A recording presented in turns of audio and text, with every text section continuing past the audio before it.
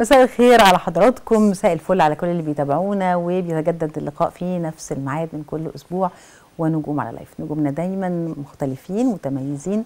النهارده اخترنا نجمنا من بلاط صاحبة الجلالة.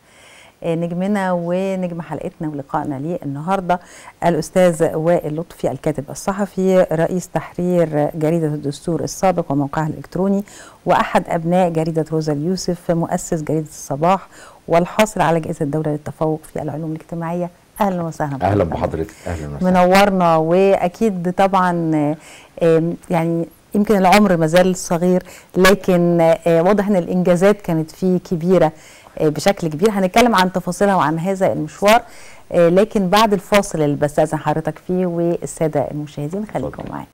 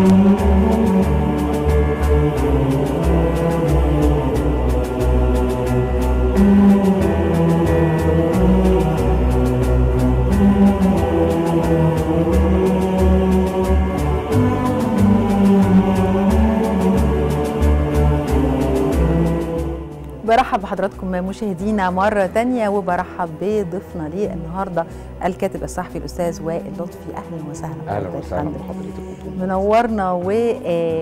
أنا عارفة طبعا زي ما كنت بقول لحضرتك إن في حاجات كتير ومشوار ومحطات مختلفة، بس أنا حابة أبتدي مع حضرتك من البداية خالص، من مكان الميلاد والنشأة كانوا فين؟ طيب يعني هو حي شبرا، مكان انا بحبه حتى الان وبتردد عليه رغم ان الاسره انتقلت منه. وكان يعني زي ما بنقول الطبقه الوسطى المصريه في السبعينات كده. انا اتولدت في حي شبرا لاسره برضو من الطبقه الوسطى. الوالد كان وكيل مديريه شباب ورياضه في الجيزه، والدتي كانت ناظره مدرسه، فده يعني من الحاجات اللي هي اكتشفت بعد كده ان هي ساهمت في تربيتي وفي طبعا قيمه العلم وقيمه العمل، وكانت طبعا شديده يعني في ايه الحاجات اللي حضرتك تتذكرها شايفه انها كانت شديده، او ان هي اللي ساهمت ولعبت دور بالفعل في تفوقك الدراسي؟ احترامها للعمل وللعلم. الاكتر حاجه لعبت دور في تكوين شخصيتي ان انا لقيت مكتبه عند والدي، ما كانتش مكتبه كبيره انما كان فيها مجموعه كتب مهمين جدا وانا ما زلت اذكرهم حتى الان.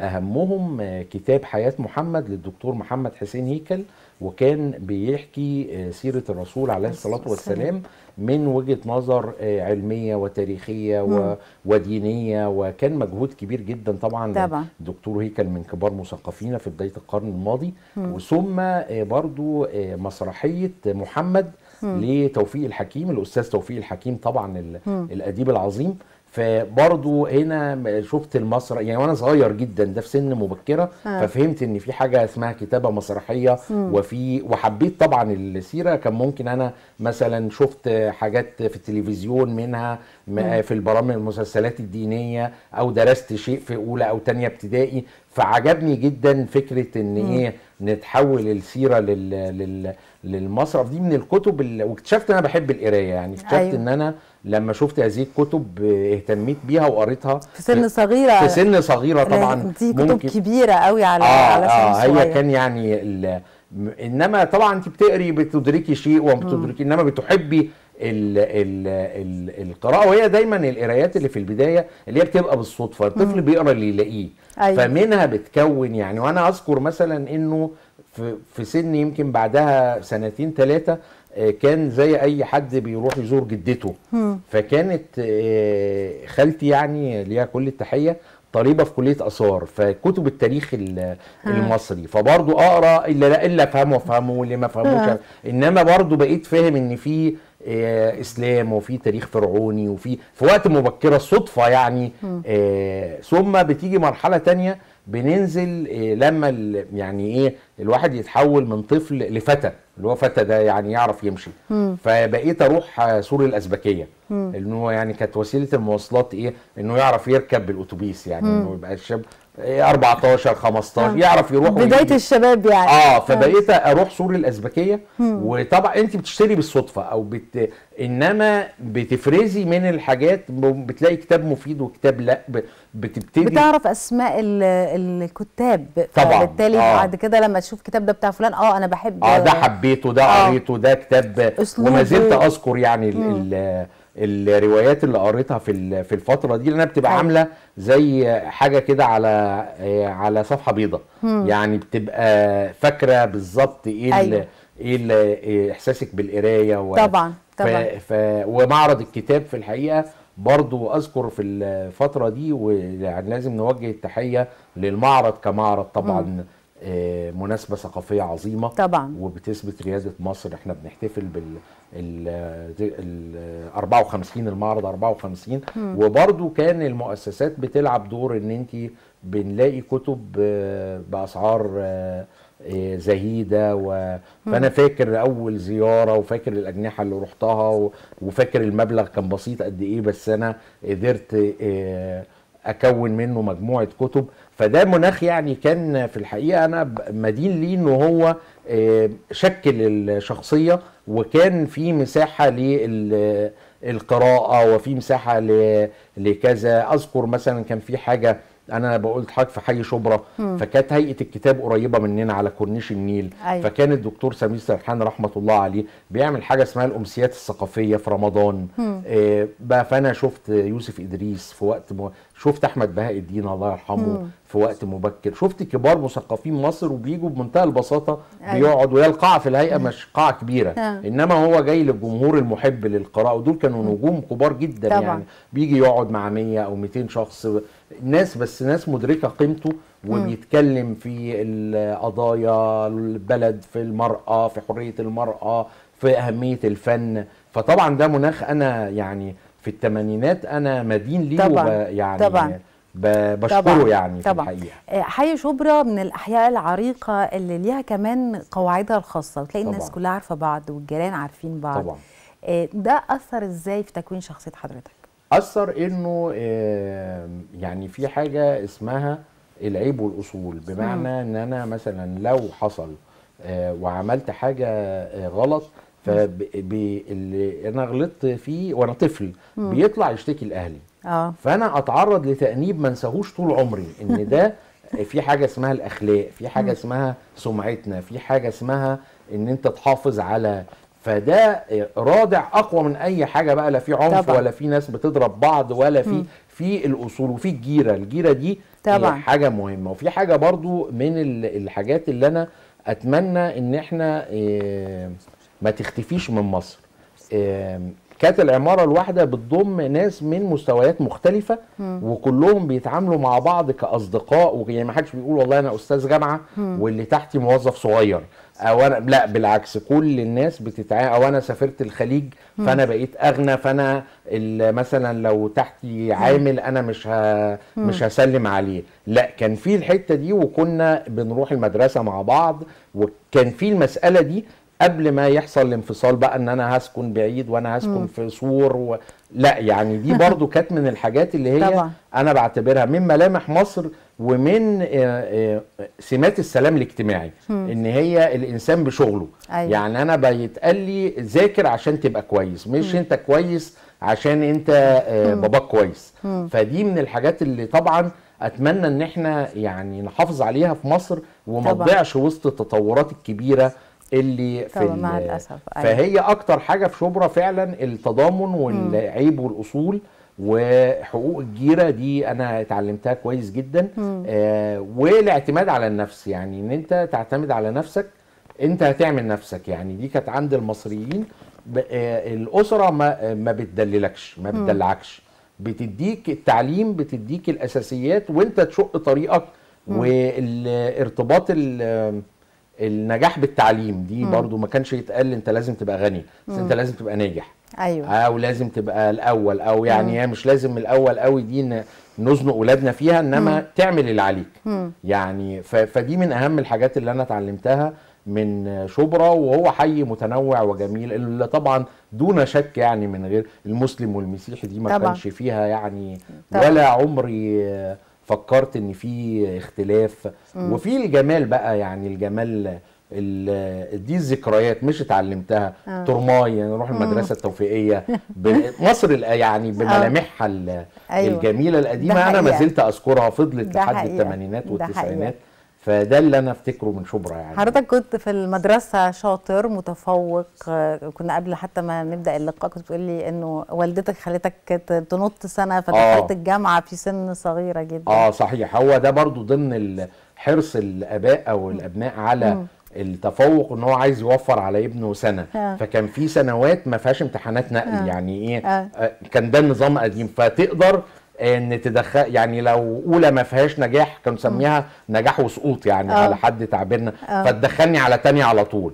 فحصل عشان هي كانت نظره في المدرسه ولا ربما يعني بيبقى فيها مجامله سنه، بس كمان انا بمتحن فعلا وبجتاز الامتحانات. يعني لو هو في مشكله ما كنتش اقدر، انما انا بشوف ان دي على قد ما انا مقدر، يعني الله يرحمها، انك دخلت واتخرجت في سن صغير جدا. انا دخلت واتخرجت، بس هو طبعا يعني هي ايه، بعد كده اما كبرت هي المتعه في الرحله مش في يعني هو اوكي. انما طبعا يعني بس هل ده كمان اثر عليك بفكره انه ما يبقاش عندك اصدقاء دراسه، لانه انت عمال تنط سنه ورا سنه لا، هو كمان في جيل اللي هو في اسر كتير من المهنيين سافروا الخليج في السبعينات. فكمان كنت يعني بتبقى مثلا 4 سنين في السعوديه، وبعدين هنا في مصر، وبعدين ممكن يحصل انتقال فيبقى انقل مدرسه تانية. ده اللي حصل مع حضرتك. حصل هو ده المسألة دي ليها سمات كده عند الجيل اللي هم اتولدوا في السبعينات وأسرهم المهنيين سافروا في الخليج، وده طبعا ملايين في مصر يعني. ايوه، حضرتك سافرت معاهم. انا سافرت وكان عندي ذكريات طيبه جدا. فين في دولة ايه؟ في المملكه العربيه السعوديه في المنطقه الشرقيه. ودي كانت منطقه ليها طابع زراعي، ومكان يعني ايه نقدر نقول الحداثه ما كانتش دخلت فيها قوي. فكان في الطبيعه زي اهلنا في مصر في الحقيقه، كانوا ناس مزارعين، ويعني ذكرياتي طيبه جدا عن الفترة دي. ثم انما هو طبعا بيبقى فيه ضرورات عمل، نهاية العمل، الأسرة أيوة. بتنتقل لمصر، ابن من الأبناء بيدخل الجامعة فبيجوا، دي يعني ضريبة الايه، أيوة. ضريبة الحياة. فجيت برضو في مصر في سن مبكرة، يعني أنا جيت في مصر وأنا في ابتدائي وتكونت ذاكرتي. بس أنا أذكر مثلا الفرق، وده من الحاجات اللي هي لا تقدر بثمن يعني. رغم ان انا الحياة خارج مصر كانت جميلة، انما انا لما نزلنا اول اجازة فشفت رمضان، فشفت الزينة في الشوارع، فسحر حقيقي. طبعا. لان الحياة هناك ما فيهاش كده، ما فيش بشر في الشوارع. الناس كلها بتحب تيجي رمضان في مصر بصرف النظر عن كل السنة طبعا، بس رمضان له طعم تاني خالص. فانا فعلا ما زلت يعني الزينة في الشوارع الناس عاملينها. وبعدين شفت فوازير رمضان ده مش موجود بره مصر. فقلت لوالدي يعني ليه؟ فقال لي ما فيش زي مصر. قلت له ده مش بره مصر. قال لي ده في مصر بس، دي ما فيش في حته في العالم ممكن تلاقي فيها. فدي برضو من ذكرياتي السعيده. يعني اول مفاجاه ان في حاجه اسمها فوازير رمضان ونيلي واعلان اللي هو بيسبق المسلسل. أيوة. الاعلانات بقى بتاعت طبعا من غير اسمائها طبعا، بس هي معروفه يعني كل مواليد السبعينات هتفكرنا. بقت ذاكره يعني، طبعا. بقت ذاكره طبعا. والانبهار الواحد ان فعلا ان في شيء اسمه فن وفي شيء اسمه متعه. مع ان انا مبسوط هناك، بس مبسوط بحاجات تانية، بالطبيعه، بالهدوء، بكان طيبه الناس ممكن. أيوة. انما هنا في مصر حاجات مختلفه. أيوة. ما تلاقيهاش مصر في حاجه تانية. صحيح يعني. طبعا. فده برضو طبعا. من الحاجات الطيبه جدا اللي هي كونت ذاكره للسعاده عند الطفل طبعا. او عند الانسان. فهي لو رجعت لحضرتك دخلت الجامعه بدري 16 سنه، وكان عندي هدف برضو. دي بتبقى حاجه كويسه ان انا من وانا مثلا في سن مبكر انا كنت عايز ابقى صحفي. لان ليه بقى؟ بتقرا كتير فطبيعي. بس كمان برضو القرايه توجيه. يعني انا دخلت المدرسه التوفيقيه، ودي برضو من حرص الاسره على التعليم. يعني هي كانت بعيده عن بيتنا، بس والدتي لانها حريصه ان انا ابقى في مدرسه كويسه، فطبعا كان المدارس الكبيره في مصر في الثمانينات هي التوفيقيه واحده منهم. طبعا مدرسه عريقه اولا في مكتبه مهمه. وانا هحكي لحضرتك حكايه عن شخص غير مسار حياتي وانا ما اعرفوش. يعني انا فاكر شكله كويس جدا، بس انا يعني ما كانش فيه رابطه بيني وبينه. انا زي كل الناس طبعا، احنا في السن الصغيره بيبقى عندنا العاطفه الدينيه، وبنتخيل ان الواحد لازم يغرق جدا في التفاصيل الشرعيه وكذا، وده مش طبيعي. ده يعني الا لو الواحد هيبقى عالم او هيبقى ازهري. فانا رايح من المدرسه الاعداديه بهذه الثقافه، فدخلت المكتبه وقابلت طالب اكبر مني بسنه او سنتين، وسالته عن كتاب متخصص جدا جدا جدا في انا مش هفهمه، يعني بمنتهى كتاب من اجزاء وبتاع. فواضح جدا ان انا بس مجرد فكره ان انا عايز ابقى عندي بقى كاني كده هرضي يعني الثقافه الدينيه بقى الجامده. كتاب صعب جدا يعني حتى المتخصصين. فقال لي انت يعني، وهو كان ممكن يقول لي ما اعرفش وخلاص. فقال لي انت عايز تقرا الكتاب ده ليه؟ قلت له ما اعرف. قال لي لا، روح اقرا حاجه تنفعك. وخدني حطني عند رف فيه انتاج اهم مثقفين مصر، طه حسين وكان في محمد التبعي الصحفي العظيم، وفي مصطفى امين، ومعرفش هو كان في اعجاب فدول صحفيين كبار جدا يعني فانا حبيت الصحافه من القراءات دي. طبعا كان بيكتب عن مغامراته في الاربعينات والسياسه والملك والاسرار. عنده هو كتب شهيره من اسرار السياسه والسياسه، وده ساحر. ده اللي اسس الصحافه المصريه. أيوة. قبلها كان الشوام هم اللي عاملين فن الصحافه. ثم طبعا مصطفى امين، ثم الاستاذ هيكل، ثم مصطفى محمود، برضو الدكتور مصطفى محمود. يعني طبعا مريت على هذه المرحله. فهنا الراجل المجهول ده هو غير حياتي. يعني كان ممكن اروح في حته تانية او اتشغل بقرايات تانية. فحبيت الصحافه ولما ربنا وفقني يعني في الثانويه العامه، جبت اللي بيسموه مجموع كبير. كان الهدف او كان حضرتك كنت عايز، كان دي الرغبه انك انا عايز ادخل اعلام، صحافه. عايز ادخل اعلام، عايز ابقى صحفي. ف يعني ما دام انا جبت مجموع اعلام ادخل اعلام. لو كان اقل كنت هدخل كليه تانية وابقى صحفي برضو، بس انا دخلت. وكان في الحقيقه مجموعه من الاساتذه المحترمين جدا، واذكر العميده الدكتوره جيهان رشدي رحمه الله عليها، كانت من الرواد. وانا لحقت الجيل اللي اتعلم في الخمسينات والاربعينات فده جيل عظيم. وانا يعني بعترف انا كنت طالب مشاغب، طالب عايز ابقى في الاحداث اكتر من المحاضره. فوتت محاضرات، ما حضرتش كل المحاضرات. بس دلوقتي انا ندمان، لانه الاستاذ ده عنده خبره حياه. انا بقول لنفسي ايه، السن دي صغيره طبعا، وانا قلت لحضرتك ان دخلت في سن صغيره. ما الكلام ده في الكتب، ما انا اقراه، ما انا بعرف اقرا، ما انا بحب القرايه. لا، الاستاذ بيدي الطالب خبره حياه طبعا. المحاضره كأن كده ايه، زي الاب ما يقعد يتكلم مع ابنه كتير. فانا لما بحضر لاستاذ متعلم في الخمسينات ومر بتجارب، هو مع المحاضره بيديني هذه الخبره. طبعا. انا بعترف ان انا فوتت الفرصه دي، انما اعلام ساعدتني ان هو يعني ايه، احضر ندوات، احضر، اشتغل. هي طبيعه الدراسه فيها بتسمح للطالب ان هو يشتغل، وان هو لو عنده خبره عمليه يبينها. وكنا بنطلع مجله صوت الجامعه وجريده صوت الجامعه، ودي طبعا كل اساتذه الصحافه المصريه مروا عليها واشتغلوا فيها كطلاب كتدريب عملي. وطبعا اذكر الدكتور فاروق ابو زيد رئيس قسم الصحافه رحمه الله عليه، برضو من الاساتذه.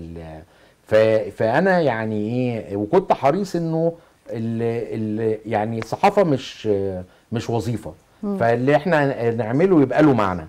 فانا اذكر مثلا في الكلام ده 93 فكان مطلوب مننا نعمل تدريبات. فكانت ساعتها في قضيه، كانت قضيه الدكتور ناصر حامد ابو زيد، كان طبعا استاذ في كليه اداب. فانا صممت، قلت لهم ازاي احنا في الجامعه وده استاذ جامعي بيتعرض لمأزق بسبب افكاره، فلازم يبقى لنا احنا تغطيه وعملت حوار معاه وقتها في وقت مبكر. ده من الحاجات اللي انا بعتز بيها جدا يعني في وقت مبكر. طبعا احنا بنتكلم عن الحياه العمليه كمان. بعد يعني طول ما الواحد في الجامعه بيبقى لسه في احساس برضه انه عنده مذاكره وعنده امتحانات، لكن بعد ما اتخرجنا بقى الحياه العمليه مش لا انا ربطت حياتي. هنطلع الفاصل الاول وبعدين نكمل كلامنا مع حضرتك ومع الساده المشاهدين. خليكم معانا مشاهدينا.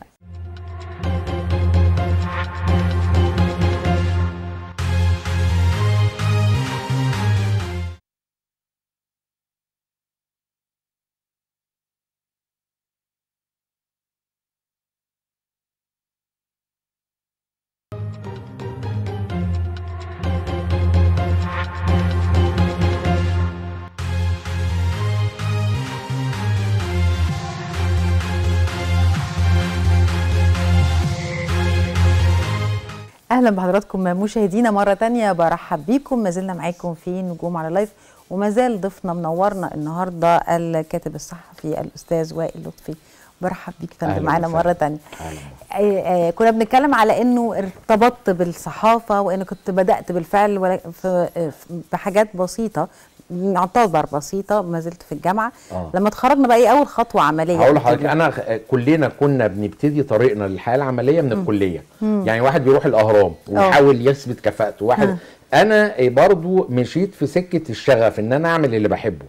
في 92 93 كانت ابتدت تجربه مهمه جدا في روز اليوسف بقياده الاستاذ عادل حموده الاستاذ الكبير، طبعا له كل تحيه طبعا. فانا بقى عندي شغف بروز اليوسف وبقراها، وبرضه عندي حاله التمرد ان انا ما بحضرش. مش مؤسسه هينه، طبعا مدرسه كبيره طبعا وليها تاريخ.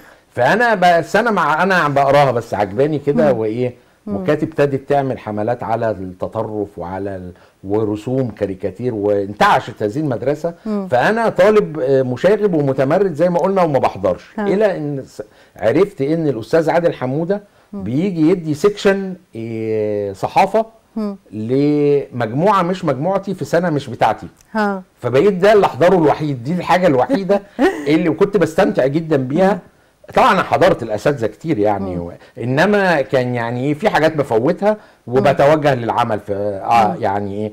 فبقيت احضر له، قاري المجله، فبساله كل محاضره على ده ايه، ده ازاي اتعمل، ده هو انت ليه كاتب المقال ده، وده معارضه بجد، حاجات مشاغبه الطالب ما عندوش حسابات بيقول ايه، بس طبعا بادب. اللي في نفسه فاقول له ده انتوا مع معارضه بجد ولا؟ فيقول لي روح اسال ما تديناش بقى يقول لي روح بقى انت اسال مع.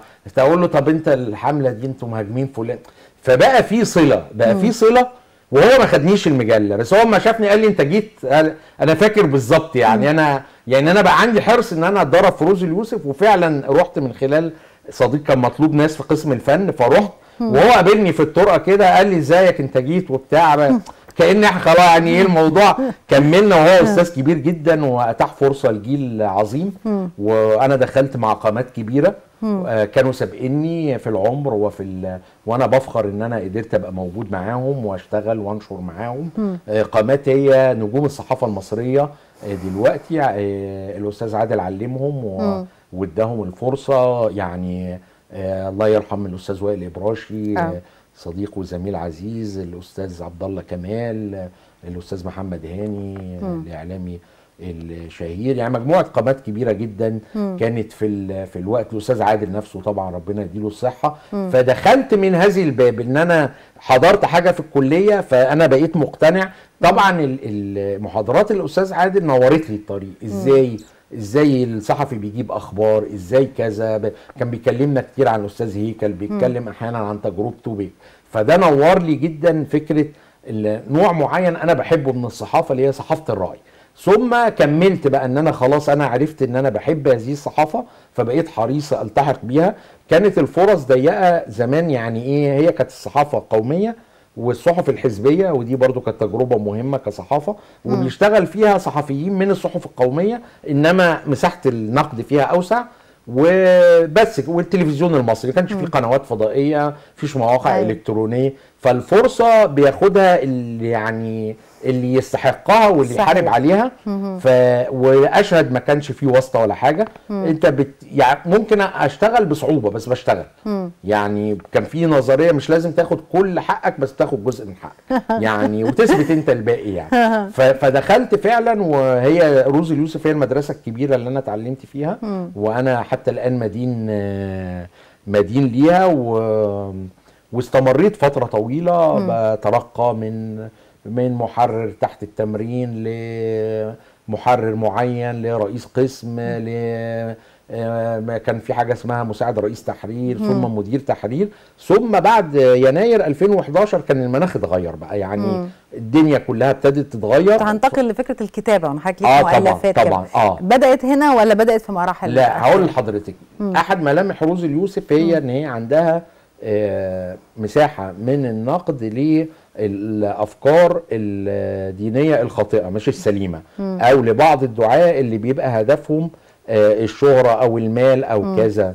فده كان من اكتر الحاجات اللي عجبتني فيها في الفتره اللي انا سعيد. وكان الاستاذ وحيد حامد رحمه الله عليه له كتابات شهيره جدا في نقد بعض الدعاة، وهو استاذي على فكره، وانا برضو ادين ليه يعني.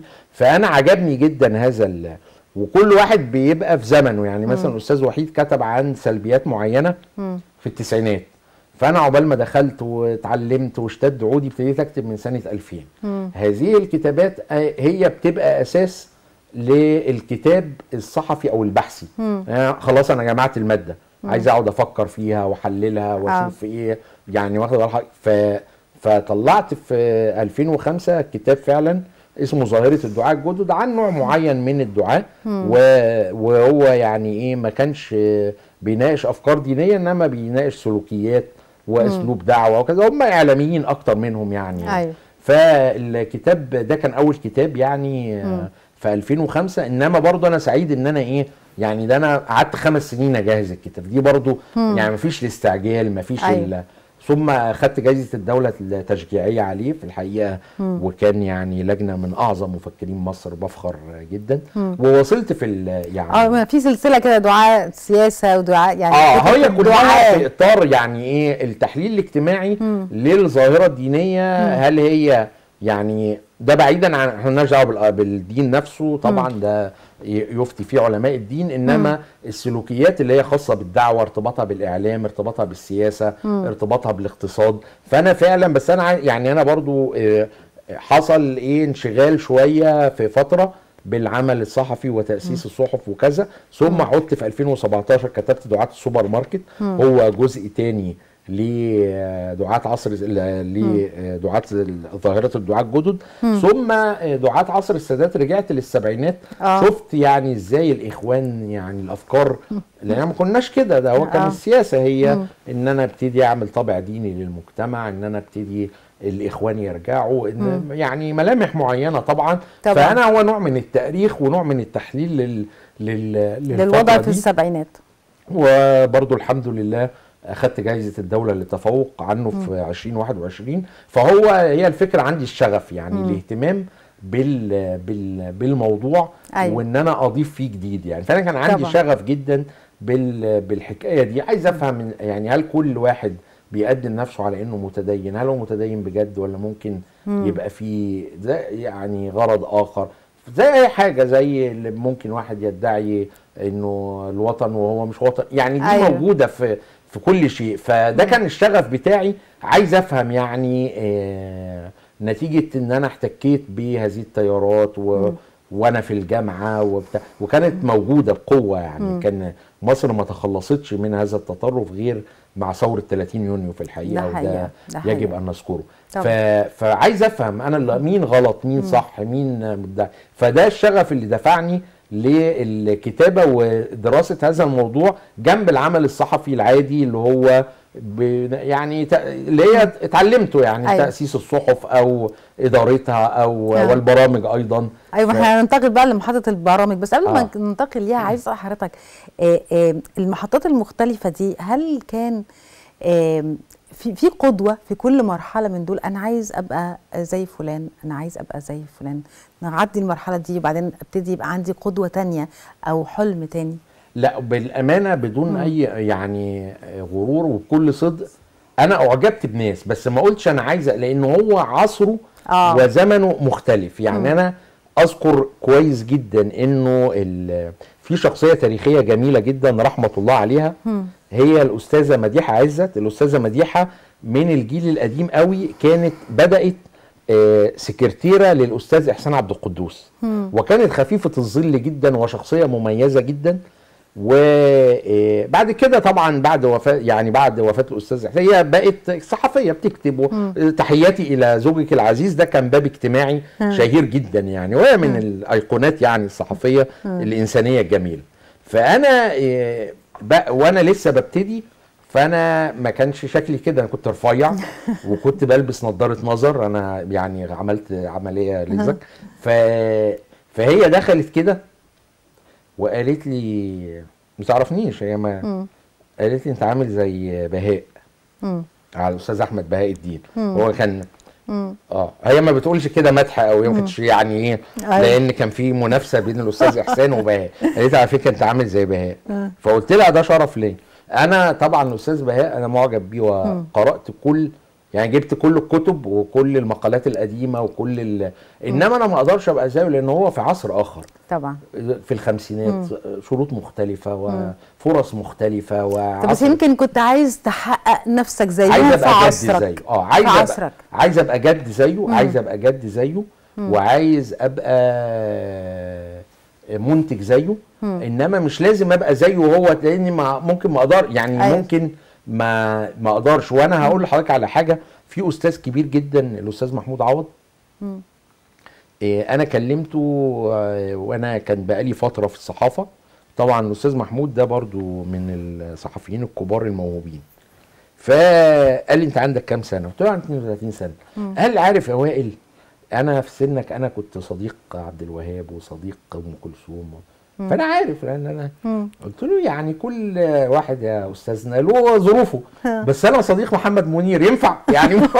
كل زمن بيبقى يعني صحيح، مش هينفع ابقى صديق عبد الحليم الله يرحمه، بس في زمن يعني انت بتبقي مؤثره على قد ما تقدري، وممكن صداقتي اقل او اكتر أو يعني هي ما اقدرش اقيس بالملي يعني. طبعا. فانا مثلا عملت سلسله حوارات مع كبار رسامين الكاريكاتير في سن مبكره. فكان مثلا يقول لي يعني الاستاذ طوغان رحمه الله عليه يقول لي انا اول ما اتعينت كنت باخد 30 جنيه، الجنيه ده يكفيني اكل واشرب واجر شقه في وسط البلد. انا ما اقدرش اقارن، ما اقدرش اقارن لان انا كنت في ظروف مختلفه. يمكن اللي باخده ما يكفليش ده كله. صحيح. بس انا كمان سعيد بيه او بسعى لزيادته او فما اقدرش اقارن عصر بعصر. انما طبعا. اللي انا امنت بيه العمل.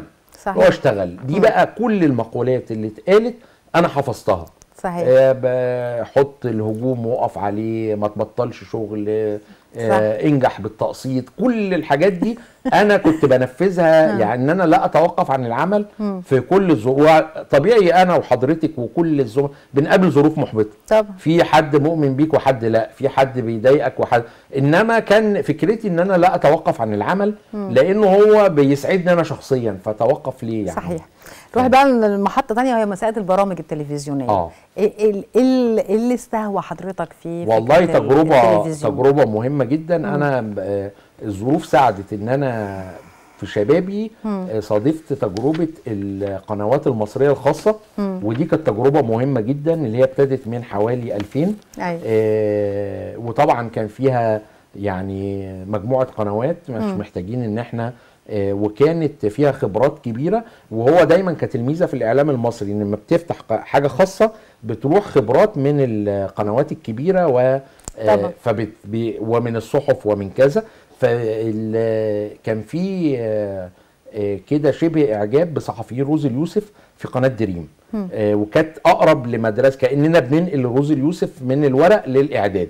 فانا اول فرصه كانت مع الاعلاميه الكبيره الدكتوره هاله سرحان، وبرضه كانت بتقرا المجله وبتكتب فيها فعندها وجهات نظر، فطلبت ان انا تشوفني. وكان في فريق عمل الاستاذ محمد هاني، ده صحفي تلفزيوني كبير جدا وهو يعني انا بحييه وهو صديق كبير.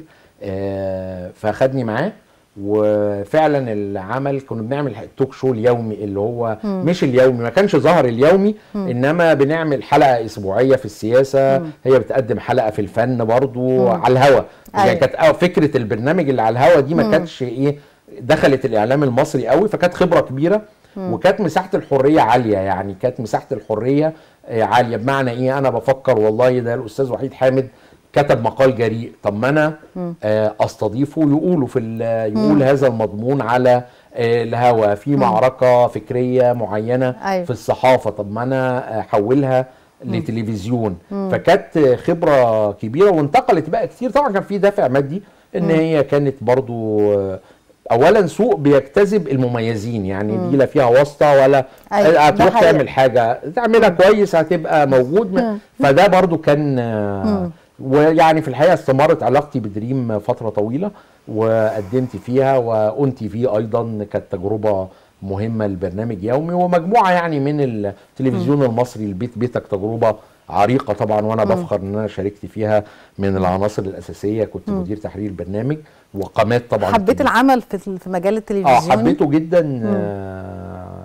طول ما انا كنت حاسس ان اللي بعمله مؤثر. يعني بتعملي حلقه بيبقى فيه ردود فعل، بتعملي حلقه بيبقى فيه استجابه، بتعملي حلقه، فهي الواحد طول ما هو مصدق اللي بيعمله بيبقى حبه طبعا. يعني بيبقى سهل عليه. يعني انا ممكن كنا نشتغل 12 ساعه في اليوم، بس انا حابب اولا طبيعه السن تسمح وحابب اللي انا بعمله، فهو بالنسبه لي سهل يعني. فكان خبرة مختلفة، وهي الصحافة التلفزيونية يعني مؤثرة جدا وتؤدي دور زي الصحافة الورقية بالظبط. طبعا. ابتعدت عن الكتابة بعد كده ولا ما زلت او في الفترة دي على الأقل ولا؟ لا انا بالعكس، انا كتابة الكتب والمقالات ده شيء اساسي وهو رقم واحد. بالعكس انا يعني بعد فترة لما يعني شفت انه الصحافة التلفزيونية خلاص، يعني انا عملت كل اللي اقدر اعمله، اشتغلت مع اهم الاسماء واتبسطت فعلا يعني. فبقى الاولويه للكتابه. فانا بالعكس انا في معرض الكتاب ده عندي كتاب عن رموز مصر اسمه سيره الحب، في كل فصل عن رمز مصري، نجيب محفوظ، الاستاذ عادل امام، عن الناس اللي اسعدونا في حياتنا. وانا كتبته بمنطق الحب برضو يعني. الناس اللي انا بحبها يوسف ادريس، الاستاذ هيكل، الاستاذ احمد بهاء الدين، سمير غانم الله يرحمه. يعني شخصيات مصريه باقه. وبكتب المقال اليومي في الدستور. بالعكس انا شايف ان الواحد كل ما يخطو يتمسك بالكتابه اكتر يعني، لانها من الحاجات اللي هي بتبقى على مر الزمن. طبعا ايه اكتر حاجه في هذا العمود انت تتذكرها ان يعني كانت مؤثره، كان فيها يعني اكتر الموضوعات حضرتك في هذا العمود بيبقى فيه تحليلات سياسيه مظبوط؟ في تحليلات سياسيه. اكتر الموضوعات اللي ممكن تذكرها لنا دلوقتي او موضوع والله في دايما اللي دايما يعني على طول في ذهن هذا الموضوع؟ أنا فخور جدا إن أنا كتبت سلسلة حلقات اسمها الطريق إلى 30 يونيو. حكيت فيها قصة مصر خلال ال10 سنين اللي قبل يناير ثم يونيو.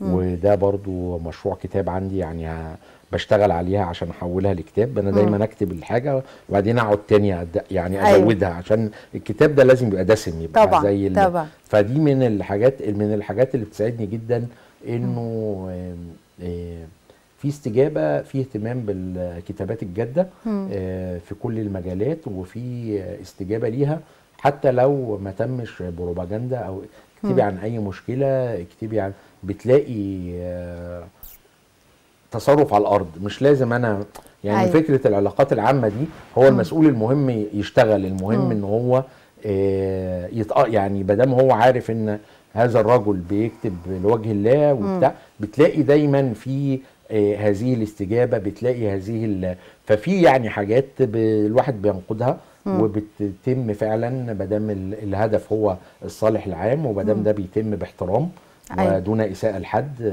شخصيه. وفي برضو الكثير جدا من الافكار بتلاقيها موجوده يعني صحيح. فده اكتر حاجه تسعد الكاتب طبعا. ويعني بيحصل يعني طول الوقت يعني طبعا. يعني طول الوقت. نستكمل هذا الحديث الشيق بعد الفاصل يا فندم مع حضراتكم مشاهدينا. فاصل قصير ونعود.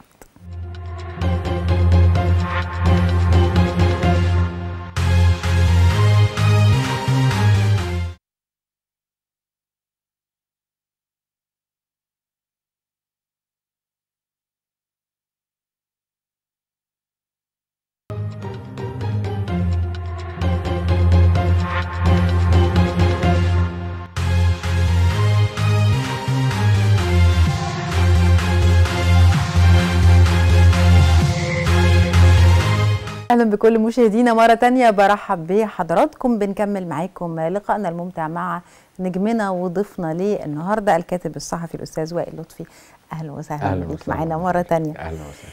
في هذا المشوار اكيد في صعوبات وتحديات واجهتها، ايه اكتر الحاجات اللي بتذكرها ولما تقعد كده مع نفسك تقول يا انا مريت بكل ده الحمد لله وعديت ده، او لما حد يحكي لك يقول لك اديني الخبره، الصعوبات اللي قدرت والتحديات اللي قدرت فعلا تعديها؟ اكتر صعوبه واجهتها في حياتي لان انا فعلا بحب العمل في ظروف معينه يعني منعت من الكتابه في المجله ومن العمل التلفزيوني في 2010. دي حاجه اول مره اقولها. هو يعني كان سوء تفاهم، مكيده، يعني شيء ما الله اعلم بنوايا اللي عمله. انما نتج عنه انه انا ما بقيتش انشر في المجله. وانا بقول لحضرتك دي مجله انا دخلتها وانا شبه طفل يعني. وكان على مدى سنوات انا كتاباتي فيها اساسيه يعني وبكتب فيها بصدق واخلاص. الله اعلم يعني هي كانت ظروف معينه وظروف سياسيه معينه، وانا ما كانش عندي اي نيه سيئه تجاه حد. انما انا تنبأت بحاجة حصلت بعد كده وهو ده كان تنبؤ مبني على التحليل، مش مبني على ان انا طرف سياسي او حاجة. انما كان عندي تحليل انه الوضع السياسي هش ومش هيستمر يعني. وقلته يعني في المجلة بشكل مهني علمي بحت يعني. ما كانش فيه، انا عمري ما كنت ناشط سياسي او يعني من سنين طويله جدا باستثناء الجامعه كلنا يعني بنناصر القضايا العامه والوطنيه وكذا. فنتج عن ده ان انا قعدت سنه كامله فعلا لا اكتب. ده اكبر مأزق، وتصادف الله اعلم هل صدفه ولا لا، انما ايضا ما كان مع ان انا كنت يعني ايه نجم في البرامج ما بقاش في اي عمل. فكانت تجربه صعبه. اولا كنت ما زلت في شرخ الشباب يعني زي ما بيقولوا، وبرضه مؤلم هذا، وانت ما بتبقيش عارفه هل ده هيستمر ولا لا. هو دلوقتي احنا بنحكيه دي كانت سنه وعدت، انما انت وقتها لا طبعا. فكان احساس قاسي طبعا جدا عليا. واتغيرت الظروف يعني دون سعي ودون قصد. حصل التغيير السياسي اللي حصل، وطلب مني اعمل تجربه الصباح. فبدل ما انا كنت ما بكتبش خالص بقيت رئيس تحرير، وتبدلت الاوضاع. طبعا وربما دوام الحال محال. يعني رب الضرة النافعه. وربنا يعني يرفع اقوى، يعني هي مساله. فانما حسيت ان الحمد لله الواحد ما دام بيعمل اللي عليه ولا يسيء لحد، هي بتمشي يعني، هي ربنا فده كان من اصعب الحاجات اللي مريت بيها. يعني كانت بتحصل حاجات يعني ممكن ابقى انا مثلا بجتهد في مكان، فيجي حد مدير اعلى فيقول يعني هو كويس جدا بس انا مش عايزه. ده على خلفيه مثلا ان احنا بينا منافسه في الصحافه، او انه اكبر في السن، او انه هو كنا خصوم في معركه فكريه. انما ده انا كنت بفهمه وبقبله يعني عادي جدا وبقبله. وبس احكي لحضرتك حكايه برضو ليس ادعاء للبطوله ولا. بعد يناير 2011 تشكلت مجموعه من القنوات، فزميل عزيز رشحني لقناه من غير اسماء ده مفيش اسماء خالص. كان يعني اللي هيقدم البرنامج هو راجل شهير جدا، له علاقه ما بداعيه من الدعاة برضو مساله، او هيشاركوا بعض الحلقات. انا رجل اعمل مهنيا وافصل بين، فالداعيه ده قال له ده هاجمني من 10 سنين وانا اعتذر عن الاستمرار لو هو موجود. فالناس اعتذروا لي يعني. المسؤول اللي كلمني قال لي الواقعه وانا قلت له ده من حقه.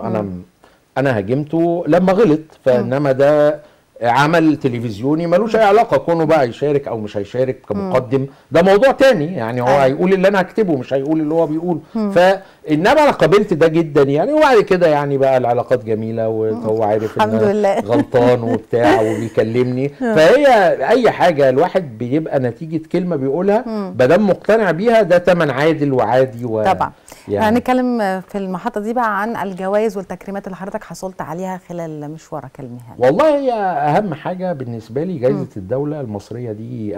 اولا الجائزه التشجيعيه، انا فعلا كتبت الكتاب ما كانش في ذهني ان انا اتقدم يعني وتقدمت حتى بعد ما الكتاب طلع بسنه او 2. وكانت الجائزه التشجيعيه هي زي امتحان يعني، مش بالتصويت ولا اي حاجه. ده لجنه علميه بتقرا الكتاب وبتقول ده ياخد الجائزه او لا. فطبعا لان انا لحقت فعلا زمن العمالقه، اللجنه دي كان الدكتور مفكر الكبير حسن حنفي استاذ الفلسفه رحمه الله عليه، والدكتور صلاح قنصوة استاذ الفلسفه، والدكتور حازم حسني من سياسه واقتصاد. دول كانوا قامات كبيره جدا. فقروا الكتاب وباجماع الاراء قالوا، وانا ما كنتش اعرفهم اطلاقا والله ولا، فقالوا ده ياخد الجائزه. فده كان، وانا جبت التقرير كنت فخور بيه جدا ومحتفظ بيه يعني. ده كان المره الثانيه برضو كنت فخور جدا لما بقى عندي سلسله من الكتابات وانهيتها بدعاة عصر السادات. كان لازم جهه ترشحني لجائزه الدوله للتفوق. الجهات مختلفة كتير جدا في القانون يعني، ممكن أي جمعية ممكن أي، بس أنا كنت عايز الجهة التكريم الحقيقي إنه الجامعة اللي اتخرجت فيها ترشحني. ففعلا بعت الكتاب على مجلس الجامعة ودرسوا الأمر ورشحوني للجائزة، وده كان شرف كبير ليا. مجرد إن أنا أترشح يعني من الجامعة اللي أنا دخلتها طالب عندي 16 سنة بعد فترة عمل طالت أم قصوت، ده كان تكريم ليا. والحمد لله تم التصويت على الجائزة في المجلس الأعلى للثقافة، وكانت أغلبية كبيرة جدا الحمد لله. فدول اهم يعني حاجتين انا بفخر بيهم جدا. هي جايزه بلدي، وانا لا اتقدم لجوائز خارج مصر، وطبعا ده مش عيب، اللي عايز يتقدم يتقدم، لان الجايزه مش بالفلوس. طبعا. يعني تكريم بلدي، ومفيش زي مثقفين مصر. يعني انا مش هلاقي قامات زي دي لما تقول ان ده كويس يبقى فعلا طبعا ده كويس. ده حقيقي. فدول اهم حاجتين يعني. والتكريم الحقيقي هو الحب. الواحد خلال الرحله ممكن ربنا يجعله سبب ان هو بيعين شباب، طبعا. بيساعد، بيدي حد يستحق فرصة، بيشغل حد في برامج، بيشغل حد في جريدة. فده تكريم برضو طبعا. اما اشوف ناس نجحت وربنا اكرمها الحمد لله. وتقابلني تقول لي ده انت عملت معانا حاجة كويسة. فده برضو ده كويس تكريم أوي. وحب الناس، استمرار العمل. طبعا. طبعا. وجودي في منظومة الإعلام أنا بعتبر ده يعني ان انا اكتب ما اريد، وان يبقى فيه تقبل واحترام لده. ده تكريم كبير ليا. الحمد لله. الحمد لله. اخر حاجه لازم نتكلم عنها هي الشركاء النجاح، الاسره الصغيره. طبعا طبعا. لازم، ما ينفعش نعدي كده الموضوع من غير ما نتكلم عنه. انا اهديت في الحقيقه لما خدت الجايزه اهديتها لثلاث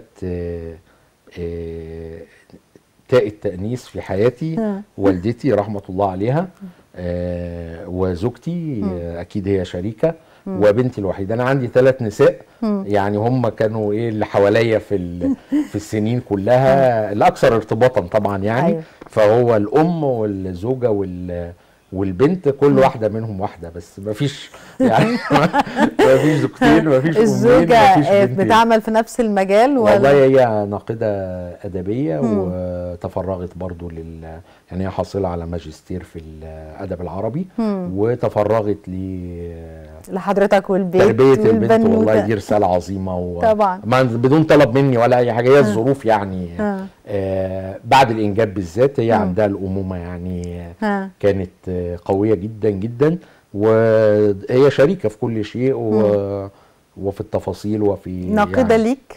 طبعا طبعا. والكتب بتقراها وتقول رأيها، ويعني باعتبار الاهتمام يعني. أيوة. باعتبار انما طبعا في نقد وفي وشجعتني في الحقيقة. خدت تجربة أخيرة لكتابة الرواية، ولولا هي رأيها أنا ما كنتش هكملها. أنا كنت ابتديت أنا بألف كتب بحثية وكذا، ومش عارف في الرواية هعمل إيه، فبديت أكتب على المحمول كده. دي كتابة نص يعني، لو طلعت جد نكملها. فبديتها لها، قالت لي لو كملت بالمستوى ده، والحمد لله يعني. الحمد لله. حضرتك نورتنا يا فندم. الأستاذ وائل لطفي، الكاتب الصحفي، رئيس تحرير جريدة الدستور السابق وموقعها الإلكتروني، وأحد أبناء جريدة روزا اليوسف، مؤسس جريدة الصباح، والحاصل على جائزة الدولة للتفوق في العلوم الاجتماعية. بشكرك شكرا جزيلا على وجودك معنا النهارده، وبشكر كل السادة المشاهدين على طيب المتابعة، وإلى اللقاء.